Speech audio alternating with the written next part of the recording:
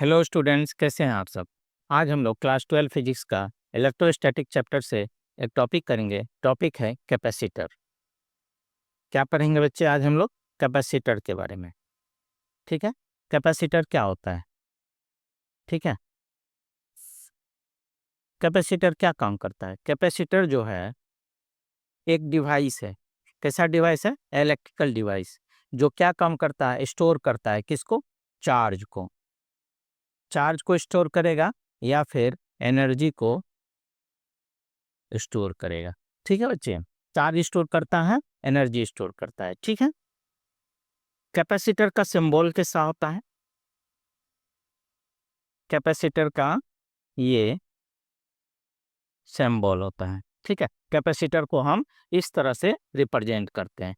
ठीक है, अब इसका हम लोग देखते हैं वर्किंग कैसे होता है। ठीक है, तो ये हमने क्या लिया? एक कैपेसिटर लिया। ठीक है, इस कैपेसिटर पे हम कोई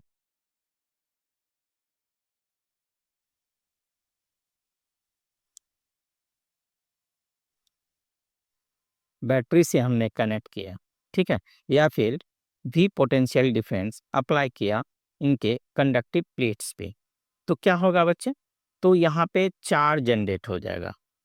चार्ज जनरेट हो जाएगा जब इसको पोटेंशियल भी या फिर बैटरी से कनेक्ट करते हैं, तो इस पे क्या आ जाता है? चार्ज आ जाता है। ठीक है, कितना चार्ज आएगा? इस पे पॉजिटिव क्यू आता है एक प्लेट्स पे, दूसरी प्लेट्स पे नेगेटिव क्यू आता है।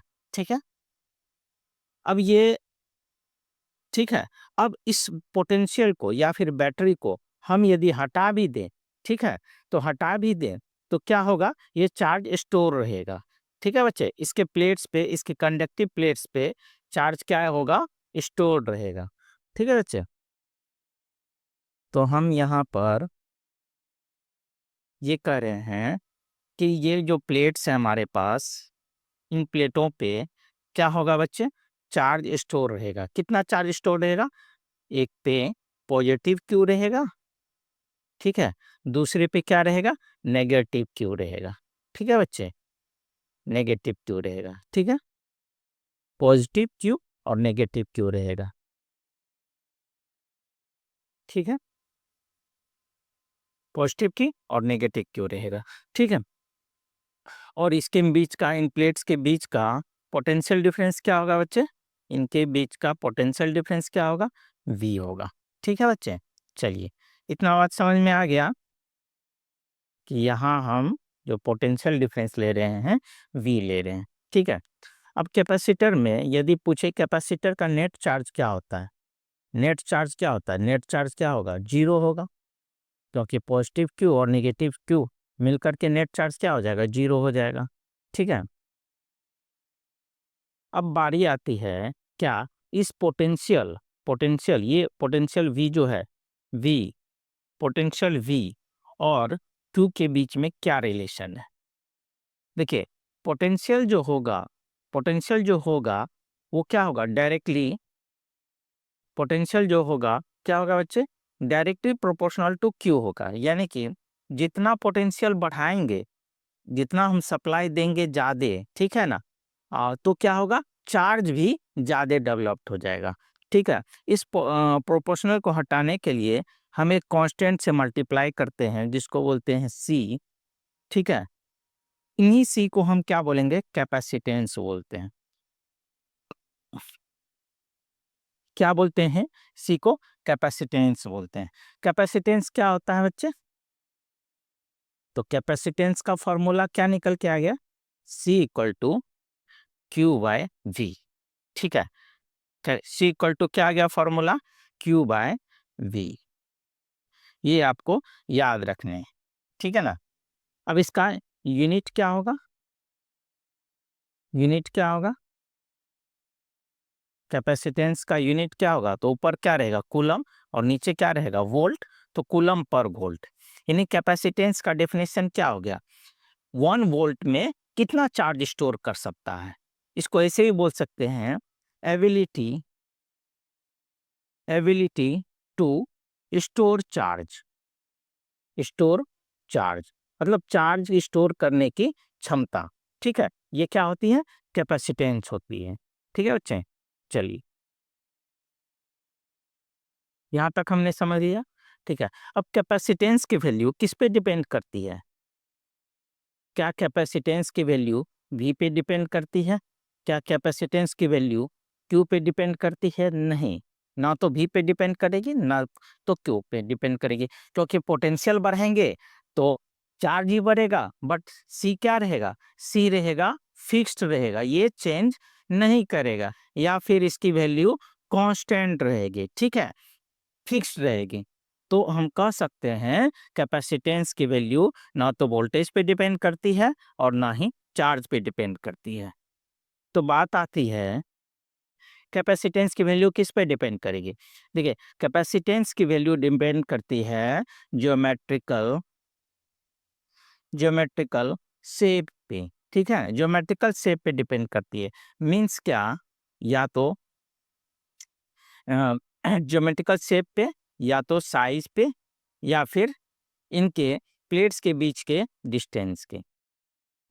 ठीक है, किस पर डिपेंड करेगी? शेप, साइज और प्लेट्स के बीच के डिस्टेंस के। इसको हम ऐसे मैथमेटिकली भी अभी हम प्रूफ करेंगे। ठीक है, चलिए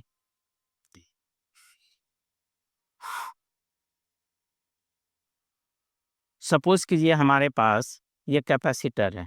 ठीक है ना, कैपेसिटर है, इसको हमने वी पोटेंशियल से चार्ज किया था। इसको हमने वी पोटेंशियल से चार्ज किया था, जिसके कारण यहाँ पॉजिटिव क्यू आया था और नेगेटिव क्यू आया था। ठीक है, अब यहाँ पर है इन दोनों प्लेट्स के बीच में जो फील्ड डेवलप्ड होगा, वो फील्ड का डायरेक्शन क्या होगा? आप जानते हैं फील्ड जो होता है पॉजिटिव चार्ज से नेगेटिव चार्ज की ओर होता है। ठीक है बच्चे, पॉजिटिव चार्ज से नेगेटिव चार्ज की ओर होता है। ये फील्ड कैसे होते हैं? यूनिफॉर्म फील्ड होते हैं। कैसे बच्चे फील्ड होते हैं? यूनिफॉर्म फील्ड होते हैं। ठीक है, इसका मतलब क्या होगा? इलेक्ट्रिक फील्ड जो होगा वो कांस्टेंट रहेगा। ठीक है, यहाँ पर फील्ड जो होगा वो क्या होगा? कांस्टेंट रहेगा। अब जानते हैं आप यूनिफॉर्म इलेक्ट्रिक फील्ड के केस में V जो होता है ED के इक्वल होता है। ठीक है ना, ED के इक्वल होता है। अब यहाँ पर इलेक्ट्रिक फील्ड तो है, कांस्टेंट है, तो कांस्टेंट की वैल्यू क्या होगी? आप पढ़े थे गॉस लॉ में, इलेक्ट्रिक फील्ड की वैल्यू जो होती है किसी भी सरफेस पे, कंडक्टिव सरफेस के कारण वहाँ जो इलेक्ट्रिक फील्ड की वैल्यू होती है क्या होती है? सिग्मा अपॉन एप्सिलॉन नॉट होती है, जहाँ पे सिग्मा क्या है? सरफेस चार्ज डेंसिटी, यानी कि Q अपॉन ए है। ठीक है, इसकी वैल्यू हम यहाँ पर रखते हैं V इक्वल टू ई की वैल्यू क्या रखेंगे? सिग्मा, क्या रख रहे हैं? Sigma upon epsilon not. ठीक है, इंटू डी। और यहाँ पर आप अभी मैंने एक फॉर्मूला डेवलप निकाला था कि सी कैपेसिटेंस, कैपेसिटेंस इक्वल टू क्या हमने निकाला था? कूलम पर, यानी कि चार्ज पर unit volt Q by V। तो V इक्वल टू क्या फॉर्मूला आ गया? Q upon C। ठीक है ना, यहाँ पर हम क्या रखेंगे? Q अपॉन C रखेंगे, और सिग्मा की वैल्यू क्या रखेंगे? Q upon A epsilon naught into D. ठीक है, यहाँ से Q कैंसिल हो गया, तो C इक्वल टू क्या आ गया? Epsilon naught into A by D. ठीक है ना, C equal to epsilon naught into A by D आ गया। ठीक है बच्चे, तो यहाँ से ये बात निकल के आ रही है कि कैपेसिटर की जो वैल्यू होती है किस पे डिपेंड नहीं करती है? तो वोल्टेज पे डिपेंड नहीं करती है। ठीक है, वोल्टेज पे डिपेंड नहीं करती है, ना ही चार्ज पे डिपेंड करती है। डिपेंड किस पे करती है? एरिया पे, एरिया पे डिपेंड करती है। ठीक है, area of the conductive plates, ये इसका एरिया है। ठीक है, और इनके बीच के डिस्टेंस के, यहाँ हम ले रहे हैं इनके बीच का डिस्टेंस क्या है? इन प्लेट्स का बीच का डिस्टेंस दी है, इनके बीच के डिस्टेंस के। ठीक है ना, डिस्टेंस पे डिपेंड करती है, या सेपरेशन ऑफ द प्लेट पे डिपेंड करती है। ठीक है, ये किसके लिए हमने निकाला है? ये जो हमने लिया है किसके लिए लिया है बच्चे? पैरेलल प्लेट्स कैपेसिटर के लिए लिया है। ये फॉर्मूला किसके लिए है? पैरेलल प्लेट्स कैपेसिटर के लिए। ठीक है, पैरेलल प्लेट्स कैपेसिटर के लिए। तो अभी तक हमने क्या पढ़ा? कैपेसिटर क्या होता है? कैपेसिटर एक चार्ज स्टोरेज डिवाइस है या फिर एनर्जी स्टोर करता है, ठीक है? और इसमें जो होता है कैपेसिटेंस जो होता है, कैपेसिटेंस निकालने के लिए हमने यूज़ किया था वोल्टेज जो होता है वो चार्ज के डायरेक्टली प्रोपोर्शनल होता है, जिससे हम कांस्टेंट एक कैपेसिटेंस लिखे थे। कैपेसिटेंस जो होती है चार्ज स्टोर करने की क्या होती है? एबिलिटी होती है, ठीक है? और कैपेसिटेंस की वैल्यू होती है चार्ज पर यूनिट वोल्ट होती है, ठीक है? अभी हमने फॉर्मूला भी लिखा था। उसके बाद हमने बोला था कि कैपेसिटेंस जो है क्या है? ज्योमेट्रिकल शेप पे डिपेंड करता है, चार्ज पे डिपेंड नहीं करता है, वोल्टेज पे डिपेंड नहीं करता है, ओनली डिपेंड करता है क्या? एरिया पे और उन प्लेट्स के बीच के डिस्टेंस से। और ये जो फॉर्मूला हमने लिखा था C equal to epsilon naught into A/D, ये हमने किसके लिए लिखा था? पैरेलल प्लेट्स कैपेसिटर के लिए, ठीक है? अब पैरेलल प्लेट्स कैपेसिटर में ही पैरेलल प्लेट्स कैपेसिटर में क्या करेंगे? हम कोई डाइलेक्ट्रिक इंट्रोड्यूस करेंगे या फिर कोई इंसुलेटिंग मटेरियल, ठीक है ना? इंसुलेटिंग मटेरियल, यहाँ कैपेसिटर ले रहे हैं, पैरेलल प्लेट्स कैपेसिटर, ठीक है? इनके बीच हमने कुछ डाइलेक्ट्रिक मटेरियल रख दिया, यहाँ पर प्लेट्स के बीच में डाइलेक्ट्रिक मटेरियल लेंगे, ठीक है? या इंसुलेटिंग मटेरियल लेंगे तो कैपेसिटेंस क्या चेंज होगा? आइए हम लोग देखते हैं, ठीक है? देखिए क्या होता है, यहाँ पर थे जब जब हम इसे V वोल्टेज से चार्ज किए थे, तो यहाँ पर क्या पोटेंशियल आया था? V पोटेंशियल आया था। और यहाँ पर क्या चार्ज डेवलप्ड होता? पॉजिटिव Q, और जिसके कारण नेगेटिव Q चार्ज आया था, ठीक है ना? अब यहाँ पर एक चीज़ है, और फील्ड का डायरेक्शन क्या हमने लिया था? इलेक्ट्रिक फील्ड का डायरेक्शन ये लिया था, ठीक है?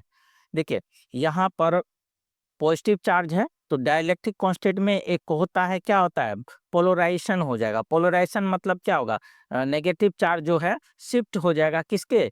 पॉजिटिव चार्ज की ओर। और इस साइड क्या होगा? इस साइड क्या होगा? पॉजिटिव चार्ज इधर ही रहेगा बट नेगेटिव चार्ज को शिफ्ट हो जाएगा, इससे दूर शिफ्ट हो जाएगा, ठीक है? जिसके कारण यहाँ पर देखते हैं पॉजिटिव चार्ज साइड क्या आ जाएगा? यहाँ पर नेगेटिव चार्ज डेवलप हो जाएंगे, ठीक है? यहाँ पर क्या हो जाएंगे बच्चे? जैसे ये हमारे पास पॉजिटिव चार्ज था, ठीक है? अभी हमारे पास क्या था? ये पॉजिटिव चार्ज था, ठीक है? और इस साइड क्या था? नेगेटिव चार्ज था, ठीक है? तो यहाँ पर क्या आ जाएगा? यहाँ पे अभी हमारे पास क्या आ जाएंगे? पॉजिटिव नेगेटिव चार्ज आ जाएंगे, नेगेटिव चार्ज आ जाएंगे, ठीक है? और इस साइड क्या आ जाएंगे? पॉजिटिव चार्ज आ जाएंगे, पॉजिटिव चार्ज आ जाएंगे, ठीक है बच्चे? तो यहाँ पर फील्ड का जो डायरेक्शन हो जाएगा, ये हो जाएगा, जिसके कारण देखिए यहाँ पर क्या होगा? ये डाइलेक्ट्रिक इंसुलेटिंग मटेरियल के कारण या डाइलेक्ट्रिक मटेरियल के कारण यहाँ पर एक फील्ड इंट्रोड्यूस हो जाएगा, ठीक है? एक फील्ड जनरेट हो जाएगा, सेल्फ जनरेटेड फील्ड हो जाएगा, ठीक है? जिसका डायरेक्शन क्या होगा? पॉजिटिव चार्ज से नेगेटिव चार्ज की ओर, ठीक है? अब देखिए, अब इलेक्ट्रिक फील्ड का डायरेक्शन क्या ये है? इंट्रोड्यूस फील्ड जो हुआ, इंड्यूस्ड फील्ड जो है, इसको इंड्यूस्ड फील्ड बोलते हैं, ईडी लिखे। इंड्यूस्ड फील्ड का डायरेक्शन क्या है? इसके अपोजिट डायरेक्शन में, ई नोट के अपोजिट डायरेक्शन में। तो क्या होगा? तो यहाँ पर ई नेट क्या हो जाएगा? ई नेट लिखेंगे तो ई करेंगे, यानी कि क्या हो जाएगा? ई नोट क्या हो जाएगा? रिड्यूस कर जाएगा। यहाँ से नेट इलेक्ट्रिक फील्ड क्या हो जाएगा? नेट इलेक्ट्रिक फील्ड रिड्यूस कर जाएगा। कितना अमाउंट से रिड्यूस कर जाएगा? ई नॉट डिवाइड बाय के, एक कांस्टेंट क्वांटिटी से रिड्यूस कर जाएगा। इस कांस्टेंट क्वांटिटी को क्या बोलते हैं? डाइलेक्ट्रिक डाइलेक्ट्रिक कांस्टेंट बोलते हैं, डाइलेक्ट्रिक कांस्टेंट बोलते हैं, ठीक है बच्चे? नेट इलेक्ट्रिक फील्ड क्या हो जाएगा? रिड्यूस्ड कर जाएगा के से, के अमाउंट से, जिसको बोलते हैं डाइलेक्ट्रिक कांस्टेंट बोलते हैं, ठीक है? अब देखिए यहाँ पर हमने क्या लिया है,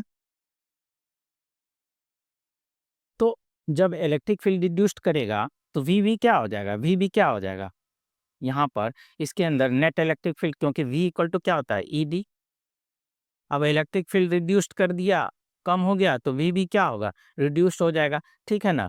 तो उसी तरह हम यहाँ पर एक नया पोटेंशियल यहाँ पे आ जाएगा, V डैश, वी डैश आ जाएगा, और वी डैश की वैल्यू क्या होती है, V equal to E dash, E dash लिए हैं, ई डैश इंटू डी हो जाएगा। ठीक है, यानी कि new electric field E dash, इसको हमने क्या बोल दिया, ई डैश बोल दिया।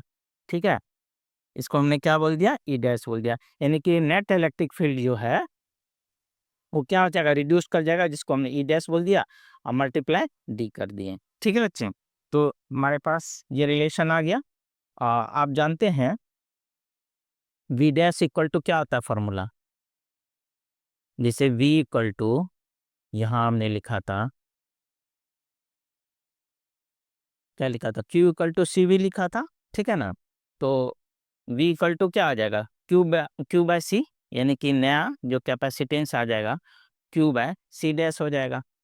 ठीक है, अब ई डैश की वैल्यू क्या आ गई, ई नॉट बाय के मल्टीप्लाई डी हो गया। ठीक है, चलिए यहाँ से अभी हमने लिखा था v equal to E D, तो ई इक्वल टू क्या आएगा, v बाई डी आ जाएगा, इक्वल टू क्या आ जाएगा बच्चे, q by C dash, equal to क्या आ जाएगा, v बाई डी आ जाएगा, यानी कि पहले का जो पोटेंशियल था d मल्टीप्लाई डी। ठीक है, यहाँ से d से d कैंसिल हो गया, यहाँ आ गया q बाय सी डैश, अब v इक्वल टू यहाँ पर q बाय सी हम रख देंगे, q बाय सी। ठीक है ना, अब यहाँ से q कैंसिल हो गया, सी डैश इक्वल टू, इसको हमने क्या बोल दिया, इनिशियल कैपेसिटेंस क्या था, सी नॉट था। ठीक है ना, तो यहाँ पर सी नॉट इंटू के। ठीक है ना, ये हमारे पास, यानी कि हम कह सकते हैं कैपेसिटेंस जो है, कैपेसिटेंस जो है क्या हुआ बच्चे, कैपेसिटेंस जो है वो इंक्रीज कर गया, कितना अमाउंट से, के अमाउंट से, यानी कि डाइलेक्ट्रिक कांस्टेंट से क्या हो गया, कैपेसिटेंस इंक्रीज कर गया। तो ये हमारे पास सी डैश क्या, न्यू कैपेसिटेंस हो गया, और सी नॉट क्या था, हमारे पास इनिशियल कैपेसिटेंस था, उसके साथ के से फैक्टर से मल्टीप्लाई हुआ, जिसके कारण क्या हुआ, हमारा जो है क्या, न्यू कैपेसिटेंस जो है वो इंक्रीज कर गया। ठीक है ना, तो सी डैश क्या हो गया यहाँ पे बच्चे, टी डैश इंक्रीज हो गया।